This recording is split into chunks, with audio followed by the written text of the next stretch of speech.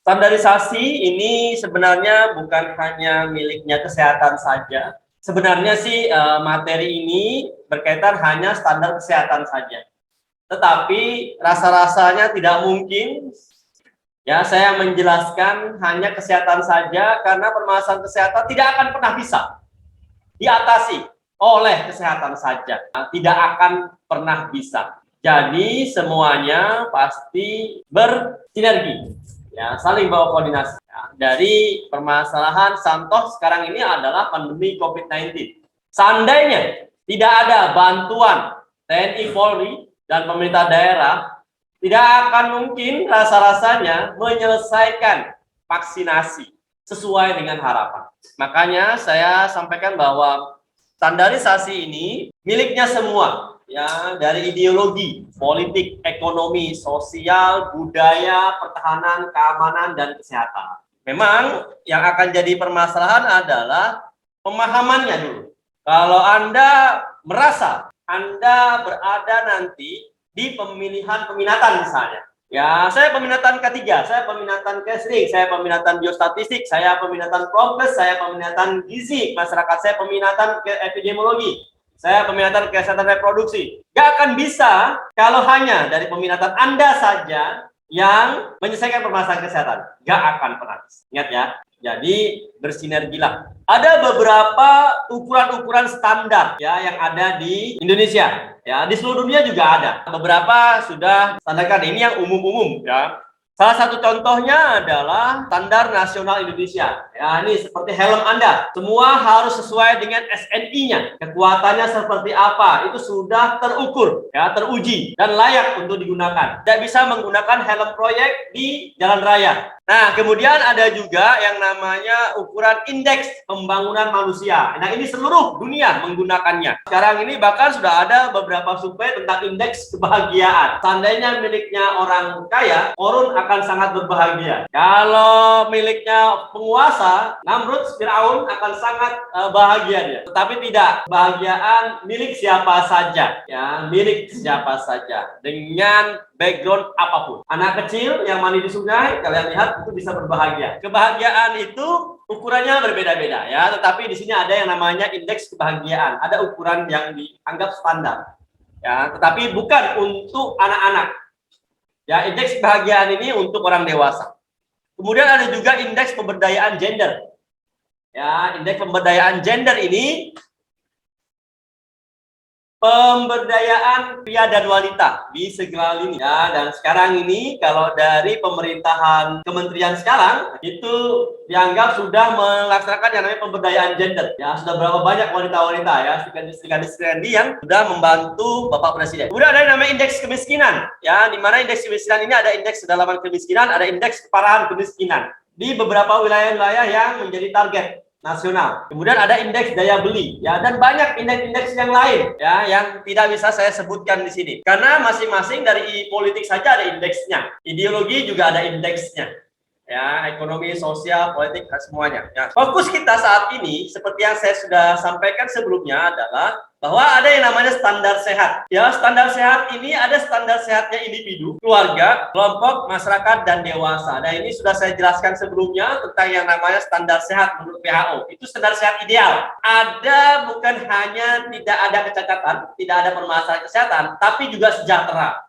Nah, ini yang jadi permasalahan. Ya, seperti saya jelaskan sebelumnya, tidak semua dari kita sejahtera. Ya, tetapi ada beberapa orang yang memang sejahtera. Ya, dengan sebuah pertanyaan yang sederhana. Anda sudah berkeliling dunia berapa kali? Kalau wilayahnya cuma Samarinda, Lokulu, Lojanan, ya ini belum dikatakan ideal kalau menurut standar ini. Kemudian ada yang namanya standar sehat menurut militer. Ya, ini saya definisikan ya karena saya pernah di posisi tes di situ. Ya, memang ternyata berbeda sekali. Ya, standar militer pun berbeda-beda antara tentara yang biasa, TNI yang biasa, ya, dengan bagian di Kopassus misalnya. Ya, bagaimana caranya Anda diikat ya di seluruh tubuh Anda, kemudian Anda dinaikkan helikopter dan dilempar ke laut. Kalau Anda masih hidup, Anda lulus. Nah, kemudian ada yang namanya standar sehat menurut Kemenkes, ini yang dianjurkan. Ya, dengan usahanya namanya sehat optimal. ya, sehat produktif. Ya, dan ini saya tambahkan ada standar menurut masyarakat awam, Anda. Ya, artinya ini standar sehatnya minimal.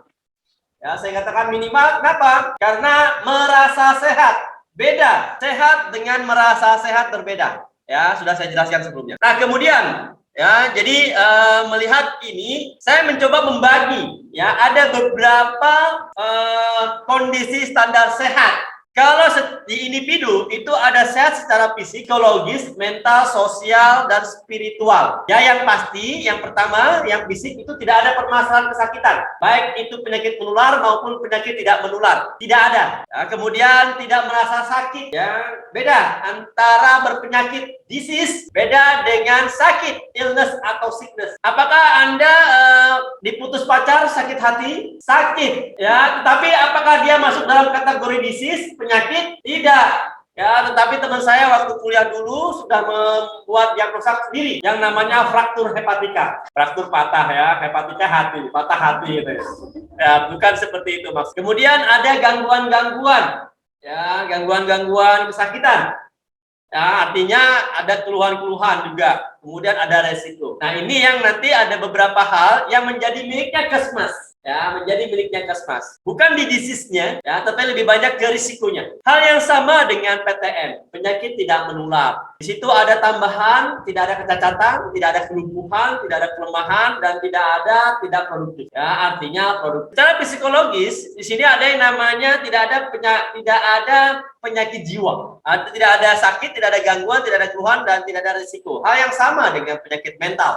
Hanya tambahannya adalah tidak ada from poor little of me. Tidak ada mengasihani diri sendiri. Karena mengasihani diri sendiri itu termasuk gangguan kesehatan. Gangguan kesehatan. Misalnya, Anda dalam satu kelompok, kamu aja ya presentasi ya, kamu kan bisa, aku tidak bisa. Itu penyakit. Kenapa? Karena Anda gelarnya akan sama, sarjana kesehatan masyarakat. Harus bisa ya berbicara di hadapan publik. Ya, kamu aja. Nah, itu penyakit. Ya, jadi kalau misalnya ada teman Anda yang seperti itu, hal yang sama dengan di sosial dan spiritual. Ya, di sosial tidak boleh ada minder, boleh rendah hati, tapi tidak boleh rendah diri. Dan untuk spiritual, jangan jauh dari Sang Pencipta. Ya, memang iman itu turun naik, kadang dekat dengan malaikat, kadang dengan sepupunya. Ya, dalam satu hari itu selalu ada. Standar sehat individu di dalam medis itu ada standar medis harus melalui yang namanya anamnesa, ya, pemeriksaan fisik, pemeriksaan penunjang. Ya, ada kejelasan menetapkan yang namanya diagnosa medis. Ya, enggak kucuk-kucuk sambil memandang, tahu-tahu langsung ada diagnosanya. Tidak bisa. Harus ada anamnesa dulu, harus ada pemeriksaan fisik dulu, ya, harus ada pemeriksaan penunjang. Salah satunya medical check up. Nah, kalau di Kesmas itu ada yang namanya personal prevention check up. Angket yang Anda isi, dari situ sudah akan diketahui apakah Anda punya permasalahan kesehatan saat ini dan ke depan. Kemudian ada yang namanya vital sign standar. Ini yang standar. Dulu miliknya medis. Karena kalau Anda ke pasar, Anda bisa ketemu nih. Ya, tensi 2000. Ya, jadi bukan miliknya medis lagi. Ya, banyak di pasar. Ada tes tekanan darah, kolesterol, kemudian asam urat dan gula darah. Jadi bukan miliknya medis lagi ini, miliknya masyarakat. Oke, nah, hal yang sama ya untuk kesehatan ada yang namanya healthy dietary habit. Ya, healthy dietary habit, di mana ada healthy food dietary habit. Apakah Anda punya kebiasaan makan makanan yang sehat? Karena kalau melihat wajah Anda, ini makanan Anda itu sesuai kebutuhan, apakah sesuai keinginan? Kebanyakan keinginan. Kalau Anda makan sesuai keinginan, vitaminnya itu cuma ada 2. Vitamin E sama K. Enak, kenyang. Ya, padahal harusnya sesuai kebutuhan. Sesuai dengan gizi seimbang anjurannya di gizi. Nah, permasalahannya seimbang dengan apa? Seimbang dengan aktivitas, seimbang dengan background, seimbang dengan postur tubuh, seimbang dengan usia, ya, seimbang dengan kondisi-kondisi yang lain. Ya, harus seimbang. Ya, kalau Anda postur agak besar, jangan mengurangi aktivitas dan memperbanyak konsumsi asupan makanan. Kenapa? Karena tidak ada pembakaran. Ingat, di usia Anda tidak ada pertumbuhan, yang ada perkembangan. Tumbuh ke atas, kembang ke samping, kamera. Nah, kemudian ada yang namanya makanan itu, ada makanan sehat yang biasa. Ini menu tertinggi di rumah Anda itu sayur bening. Dalam seminggu 1 bulan itu paling sering sayur bening. Urutan kedua sop-sopan. Nah, nanti ada sayur asam, ya, sayur santan, ada capcay, macam-macam, ada tumis-tumisan, begitu. Ya, tapi urutan tertinggi 2 ke atas adalah sayur bening dan sopan. Nah, tetapi ada juga makanan sehat yang insidental. Nah, ini kalau ada undangan teman-teman, ya, ada undangan teman-teman. Pertanyaannya, undangan teman-teman yang makanan insidental ini apakah sehat? Itu jadi pertanyaannya. Ya, kalau Anda sering sembelit, susah buang air besar, buang air besarnya itu bisa minggu itu bisa 2 kali saja per 3 hari. Anda harus tiap hari mengkonsumsi gado-gado. Ya, karena gado-gado itu banyak seratnya. Kalau Anda makan tiap hari, diusahakan memang itu BAB-nya harus sekali sehari. Kalau 2 hari sekali, berarti ada permasalahan absorpsi dan jenis makanan yang Anda konsumsi. Logikanya begini, BAB, ya, hasil buangan dari BAB itu adalah sampah. Kalau sampah itu Anda bawa terus sampai seminggu, menurut Anda bagaimana? Tapi kenyataannya kan banyak aja, ya, yang BAB-nya tidak tiap hari. Hal yang sama dengan minuman. Paling tinggi itu air putih sama teh, kopi jarang. Ya, air putih teh. Ya, itu 2 urutan terbesar. Sirup-sirupan insidental. Nah, jadi ada beberapa ya yang Anda konsumsi minuman di pinggir jalan pramuka itu insidental. Ya, ada boba. Ya, macam-macam di situ. Ya, pertanyaannya sehat atau tidak sehat?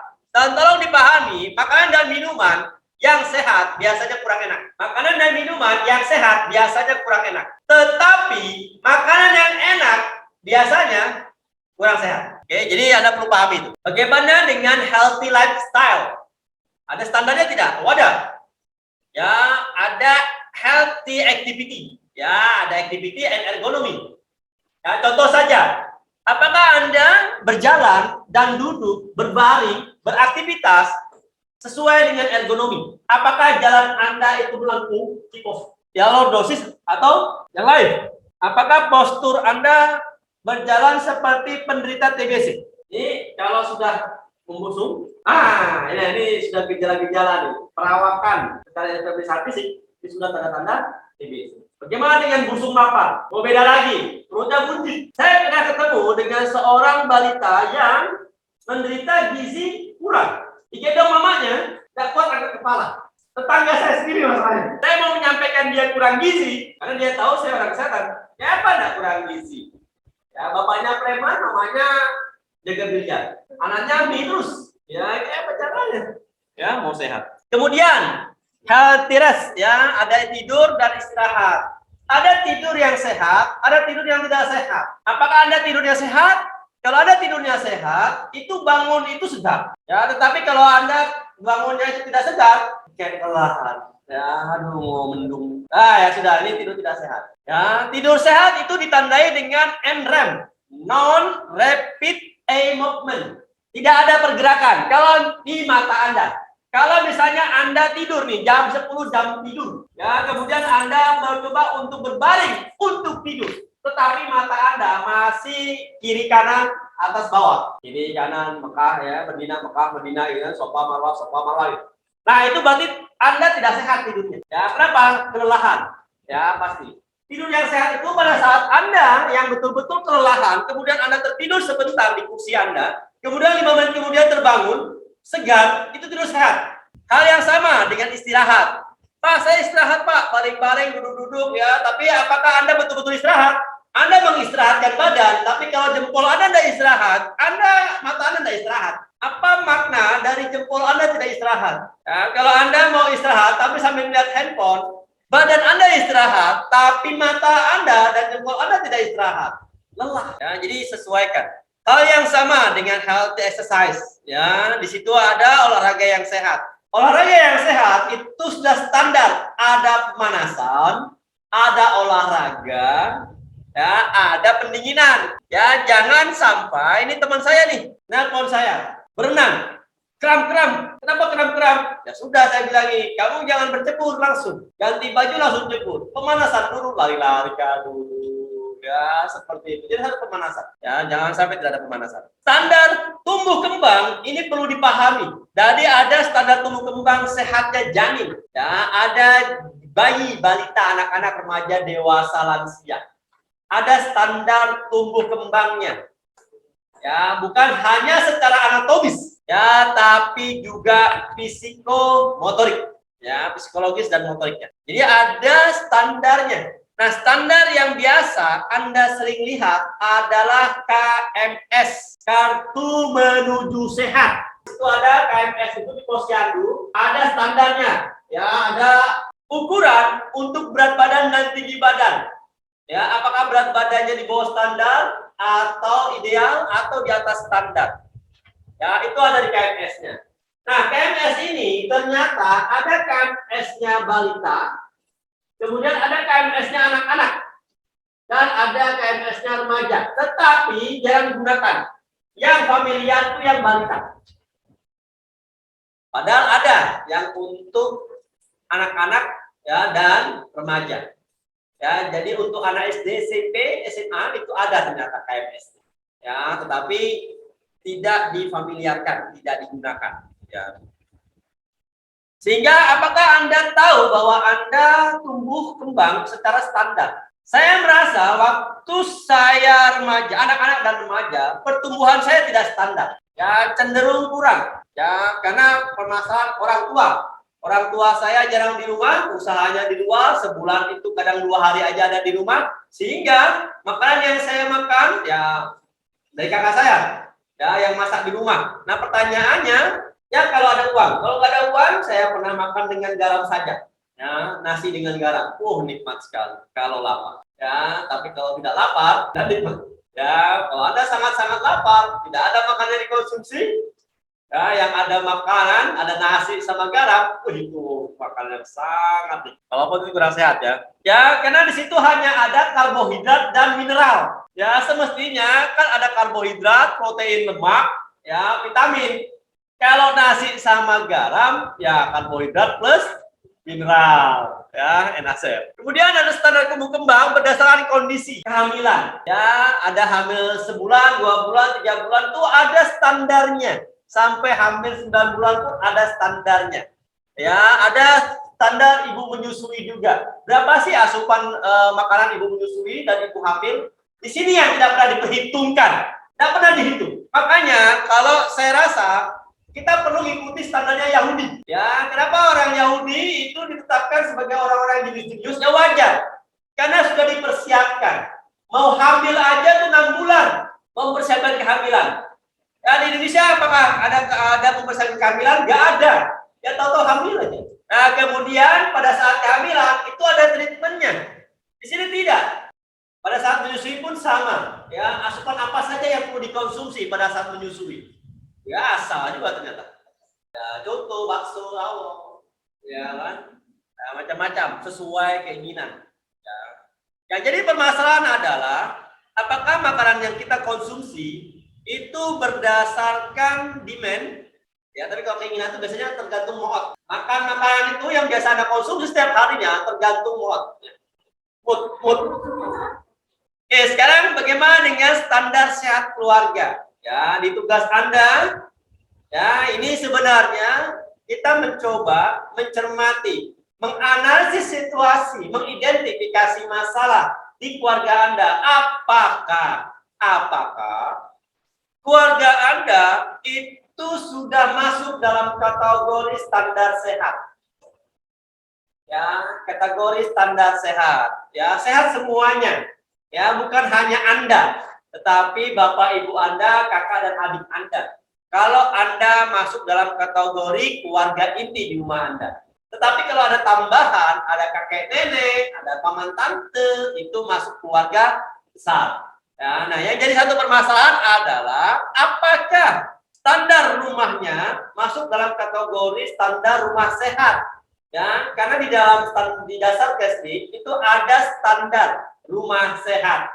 Ya, dan harapannya juga di dalam standar kesehatan kerja ada safety house seperti yang saya sampaikan sebelumnya.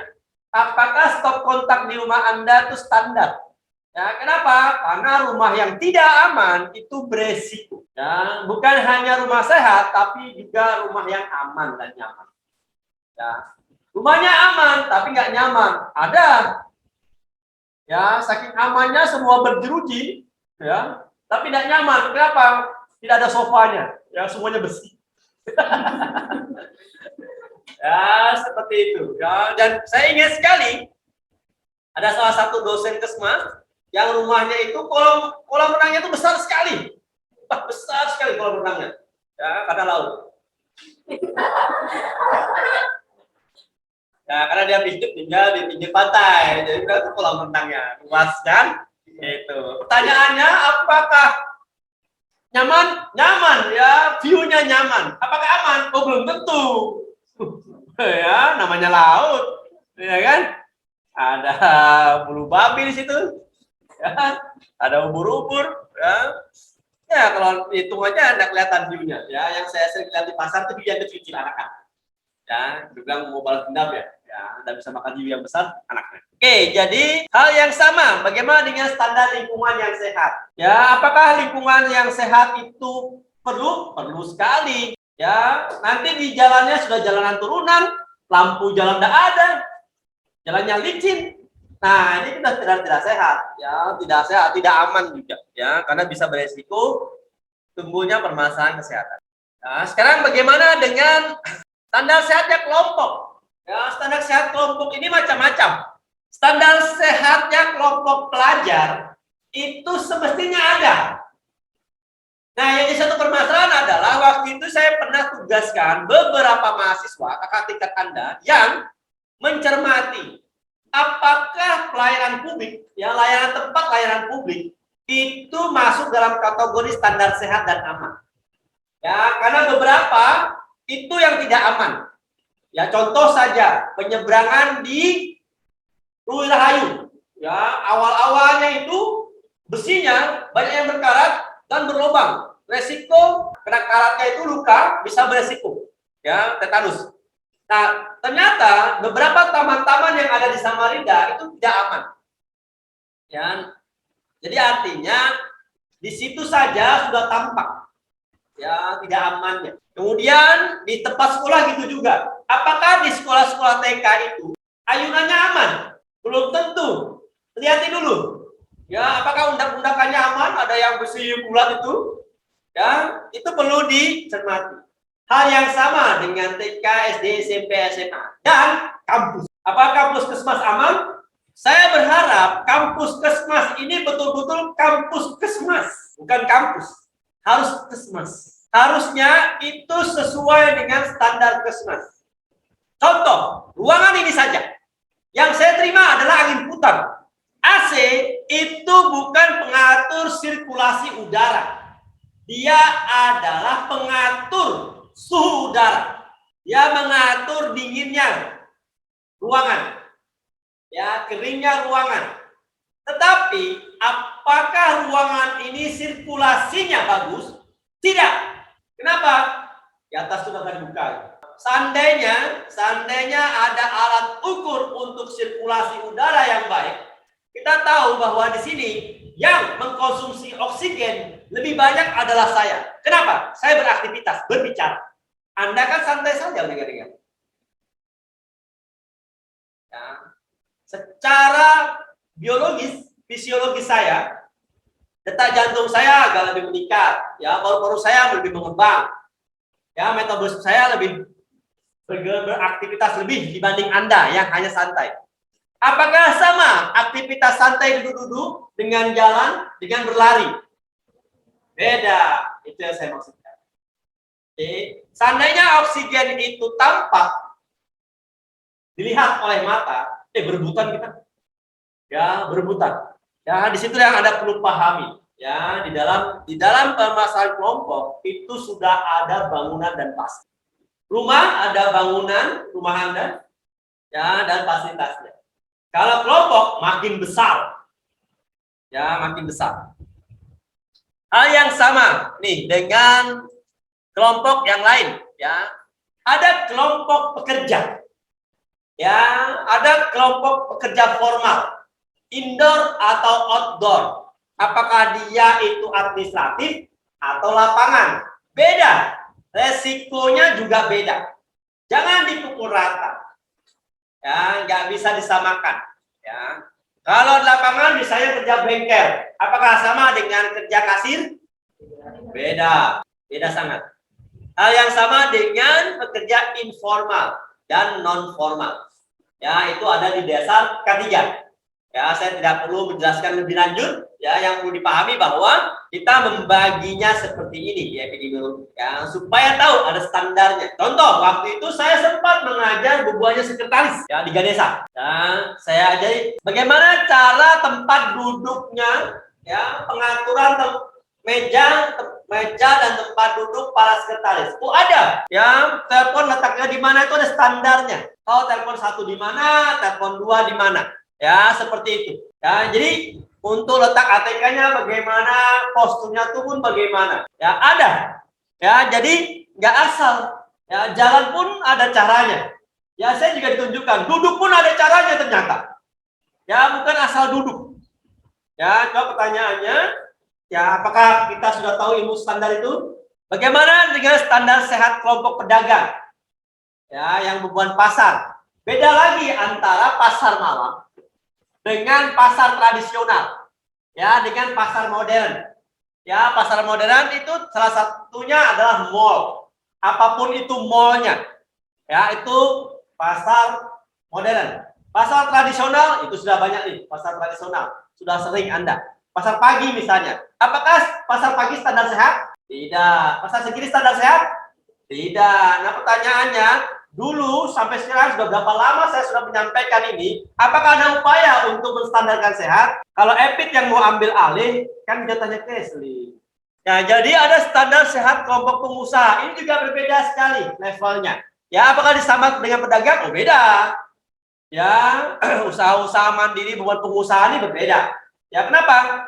Beda lingkungannya, ya, lingkungan pedagang beda dengan lingkungan pengusaha. Jangan disamakan ya, misalnya kelompoknya, grupnya Pak Erick Thohir, Anda samakan dengan bubuhan pasar pagi, ya enggak? Saya pernah bertemu dengan salah seorang pengusaha, ya, dia ke Eropa, pokoknya Eropa kalau tidak salah, ya, istrinya pulang bawa biasa ya, helmet, ya, macam gitu ya.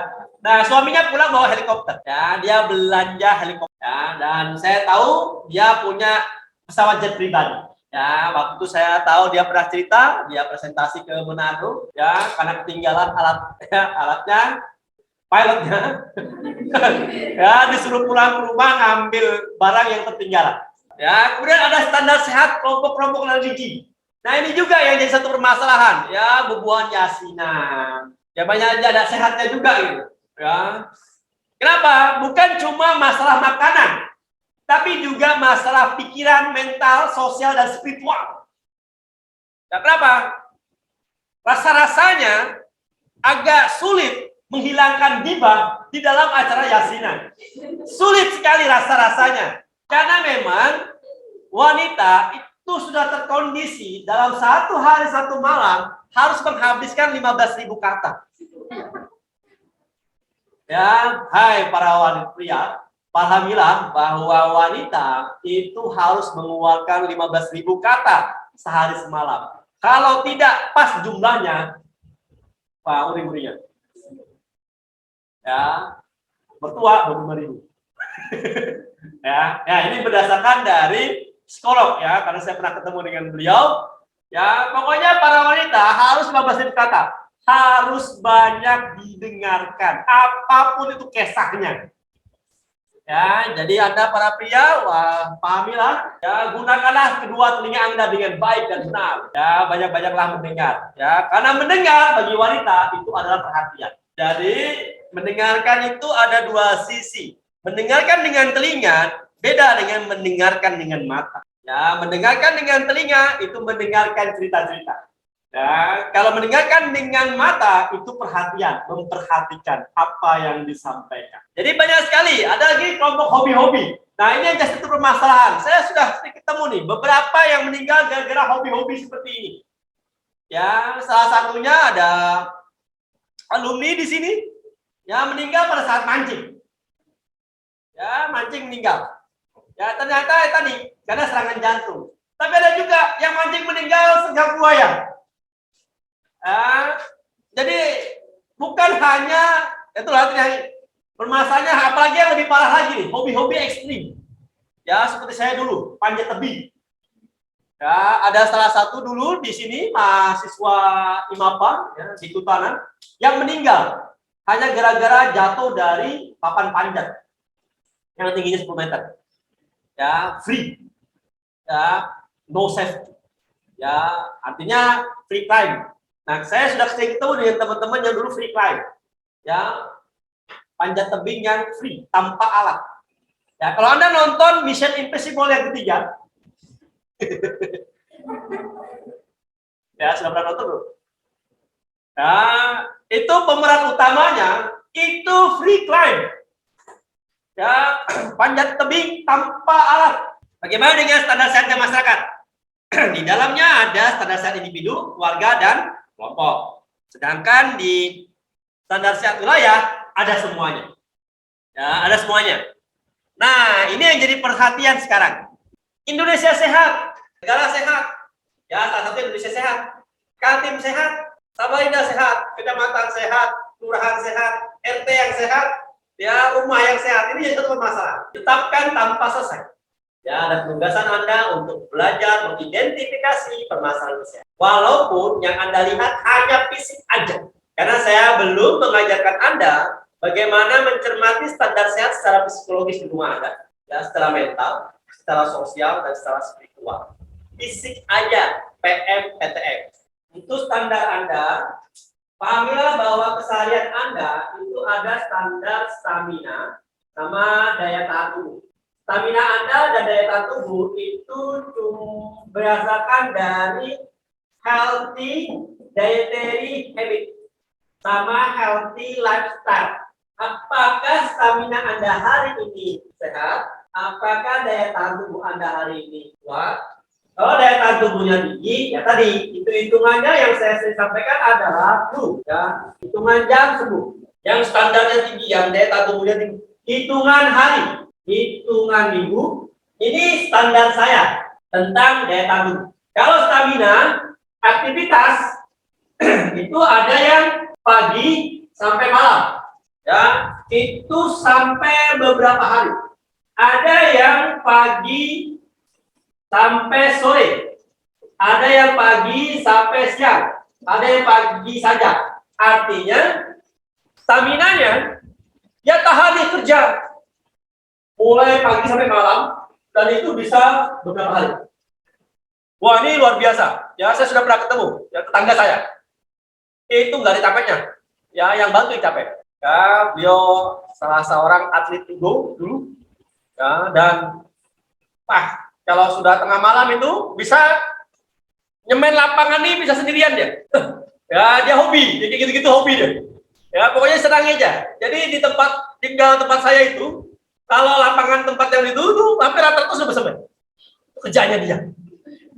Ya, itu amal jariahnya beliau. Ya, sekarang almarhum lah. Kemudian ada yang stamina-nya itu bisa dari pagi sampai sore.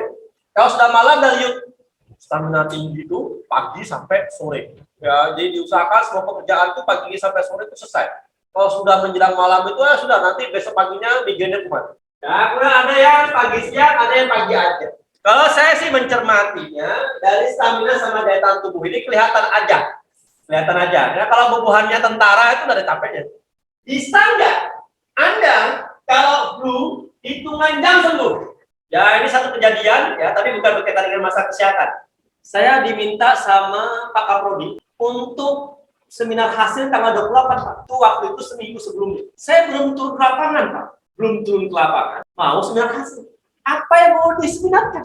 Wah, dengan sangat terpaksa saya atur hidupnya untuk menyelesaikan penelitiannya. Saya bilang, oke, hari ini kamu beberapa teman yang bisa bantu kamu, pastikan dulu.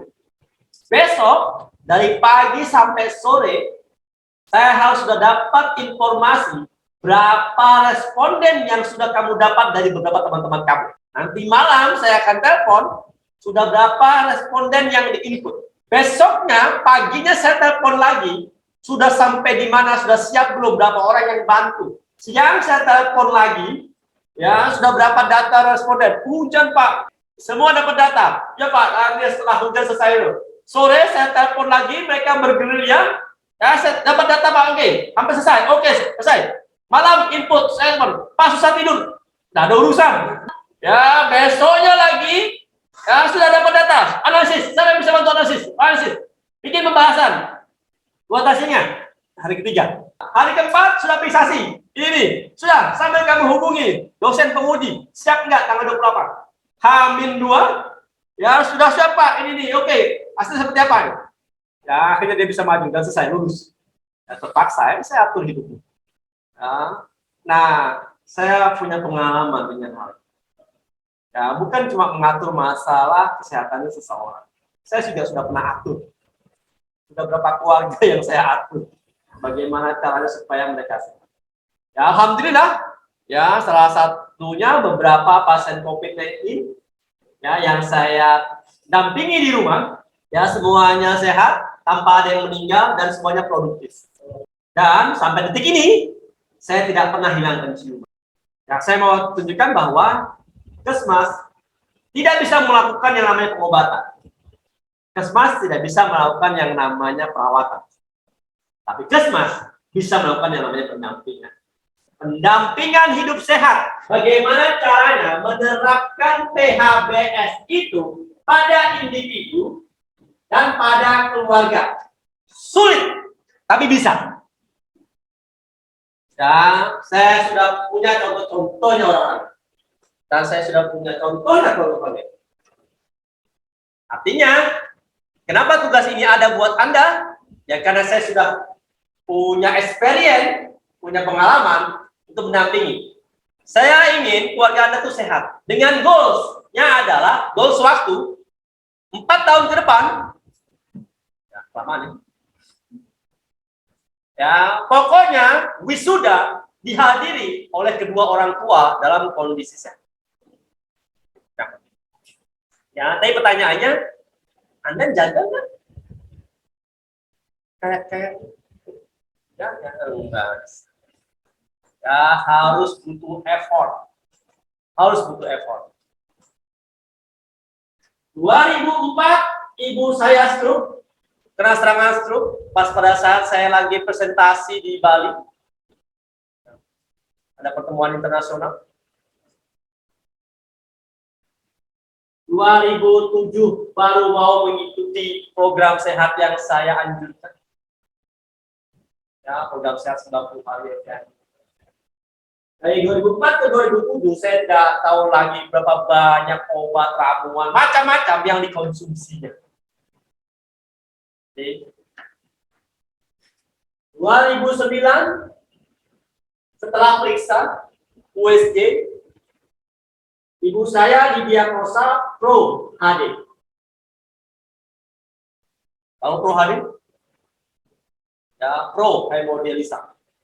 Ya, kemungkinan akan cuci darah. Karena efek dari sini. Efek samping yang diperkuat di sini. Ya, satu-satunya orang kesehatan yang mengerti kesehatan di rumah saya itu cuma saya. Ya, yang terjadi bagian kesehatan itu hanya saya. Tetapi ibu saya tidak percaya. Yang percaya sama kakak saya bukan orang kesehatan. Ya, ikuti semua pokoknya supaya cepat sembuh.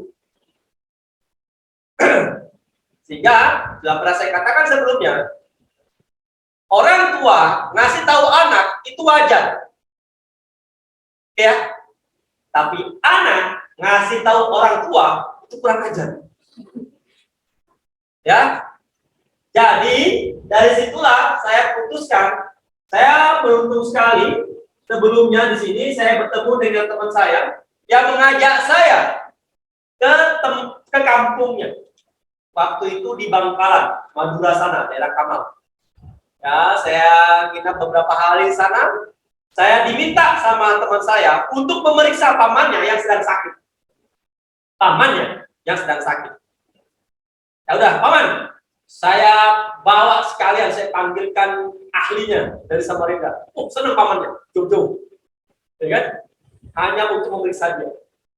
Sudah saya periksa, anamnesa, dari keluhan Tuhannya, obat yang diberikan sama. Oh, rupanya dia dapat terima kiriman obat itu dari Samarinda. Ya, untuk pamannya tadi. Kang, paman gimana obatnya? Cocok? Udah cocok nih, udah ada rasa ini. Oh, sudah. Obatnya saya ganti ya. Obatnya saya ganti. Ya, saya pindah ke rumah mamanya teman saya, ya ke rumah pamannya. Ada plastik klip nggak? Plastik klip. Plastik. Ya. Saya bilang, ya udah, buka ini nih. Saya buka plastik strip obatnya. Yang satu kepeng itu saya pindahkan ke plastik klip tadi. Ya, saya pindahkan. Saya lihat dosisnya 3x1, saya tulis di plastik klip 3x1. Kemudian yang lain, ada 2x1, saya tulis 2x1. Dan paman, saya kembalikan lagi obat itu. Paman, ini obatnya sudah saya ganti, tapi tidak ada bungkusnya. Silakan diminum sesuai dosis. Ya, obat yang sama. Saya kasihkan, ikuti. Besok sorenya, saya ketemu si paman lagi nyangkul. Ya, saya teriaki dari jauh, paman, Pak, sehat, sehat. Apa permasalahan yang terjadi? Hah? Apa? Obatnya sama. Beda kemasan. Dosis sama. Di satu kepengen pusat kepengen itu 3x1, saya tulis 3x1. Di plastik klip. Apa? Jangan. Kepercayaan. Obat baru. Kalian dia tidak tahu kalau itu obat baru ya. Oke. Jadi tolong dipahami, ada yang namanya pihak ketiga. Nah, di dalam pengobatan itu ada pihak ketiga. Kalau keluarga Anda yang mengobatinya sembuh-sembuh. Tapi kalau ada orang lain, sembuh. Hal yang sama dengan mama saya. Itu. Jadi saya ingat, saya singgah ke tempat teman saya tadi. Nah, mama saya percaya sama teman saya. Saya minta dia untuk memeriksa mama saya. Ya, Min, datang ke rumah. Bisa, mama. Ini mau, iya kan? Ini iya. Ya, sudah, ya kan? Nah, jadi akhirnya resep itu digunakan dari teman saya. Jadi setiap saya menangani mama saya tidak pernah bilang itu dari saya. Saya bilang teman saya bilang dokter spesialis waktu ngobrol di rumah sakit. Nah itu. Ya, dan alhamdulillah sampai 2017 tidak ada di sidang. Ada hal yang perlu dipahami tentang yang namanya pihak ketiga. Anda rasanya tidak akan mungkin bisa menyehatkan rumah Anda kalau tidak menggunakan pihak ketiga.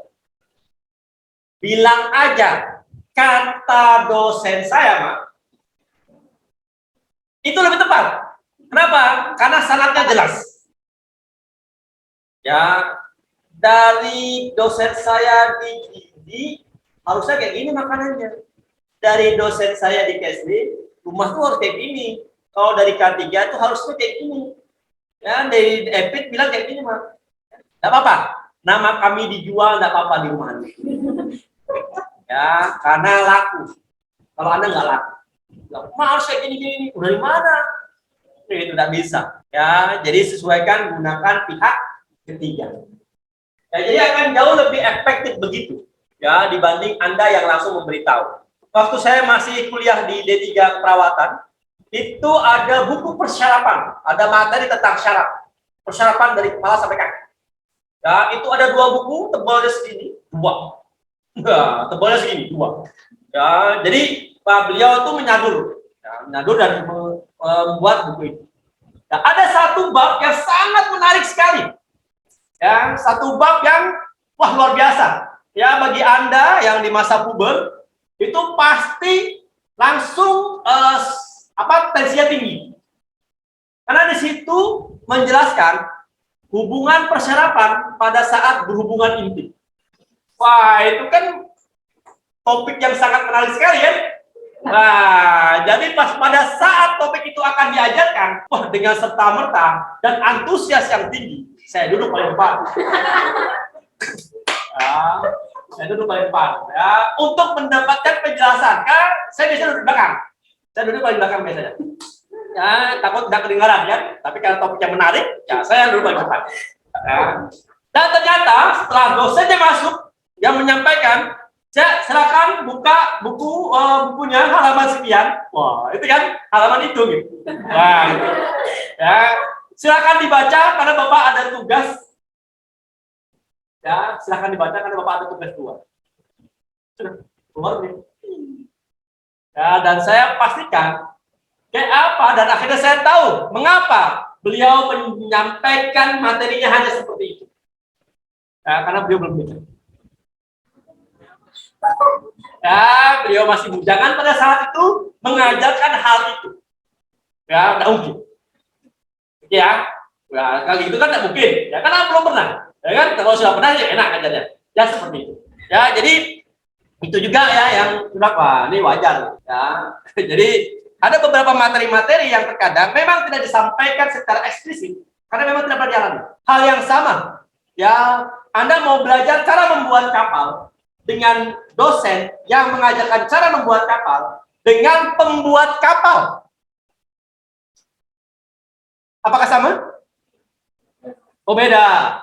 Ya, tapi kalau Anda belajar sama pembuat kapal, Anda nggak akan dapat ijazah. Kalau Anda belajar sama dosen yang mengajarkan cara membuat kapal, Anda dapat ijazah. Walaupun si dosen tidak pernah membuat kapal. Sudah dapat bayangan apa upaya pencegahan yang akan dilakukan di rumah Anda? Sudahkah semuanya minum 2 liter sehari? Standar, Bapak, Ibu, Kakak, adik Anda 2 liter. Dan atau belum dan? Dan dicentang atau belum dan? Targetnya ini dicentang dan. Apakah 1000 langkah ini dan? Kalau sudah dan, dicentang. Kalau belum, masih dipikirkan bagaimana 1000 langkah. Itu belum gizi seimbang. Itu cuma standar air minum. Karena makanan, apakah sesuai dengan kebutuhan? Pertanyaannya lagi adalah, apakah Anda tahu berapa kalori yang Anda butuhkan dalam satu hari? Tahun 2007, ya tahun 2007, saya pernah dapat informasi ada namanya nutrigenomik. Saya berharap ini ada di Indonesia. Tapi sampai tahun detik ini, belum ada. Nutrisi berdasarkan gen. Tahun 2007 saya sudah tahu. Jadi, melalui yang namanya pengecekan sel DNA Anda, sehingga Anda perlu mengetahui berapa kalori yang Anda dibutuhkan, berapa karbohidrat, protein, lemak, mineral, vitamin, dan fitonutrien yang Anda butuhkan dalam satu hari. Sehingga nanti dibuatkan, oh ini asupan makanan untuk si A, oh ini untuk si B. Si A sama si B itu kembar identik, tetap berbeda. Kalau ini ditahu, enak banget. Sehingga makanan keseharian kita yang wajib kita konsumsi, ini kan sunnah untuk mencukupkan kebutuhan. Jadi sholat sunat itu mencukupkan kebutuhan sholat wajib yang kurang. Ya, misalnya tidak khusyuk. Ada standar nih, contoh nih. Bagaimana dengan bubuhan pramusaji di tempat hiburan malam? Apakah mereka makan sesuai dengan kebutuhan yang dibutuhkan? Pertanyaannya nih, kapan anak kesmas bisa penyuluhan di sana? Kesehatan hak semua orang, hak semua warga negara, tanpa terkecuali. Dimanapun, anak kesmas bukan cuma wilayah lingkup kerjanya, itu di sekolah, posyandu, ya, kemudian balai desa. Tidak, kalau orang-orang yang seperti itu gak akan pernah selesai masalah kesehatan di Indonesia dan di negara manapun. Jadi harus mengerti target sasarannya, karena mereka juga butuh. Kalau Anda punya teman yang menjadi kerja pramusaji, ajari caranya. Sehatkan rumah Anda, sehatkan diri Anda, ya, kuatkan stamina Anda, kuatkan daya tahan tubuh. Kalau boleh, gini deh. Di dalam tugas itu ada foto before and after.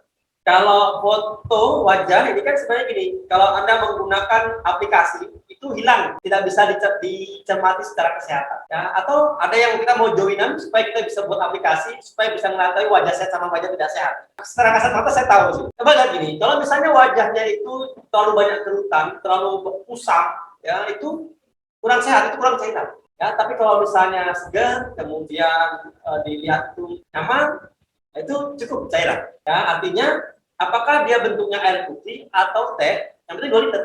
Kalau kerjanya nyantai-nyantai aja di rumah, ya misalnya kerjanya di administrasi, laptop terus, ya 2 liter pun cukup. Ya, tapi kalau misalnya dia banyak gerak, tukang misalnya, ya nggak bisa. Itu minimal 4 liter, benar.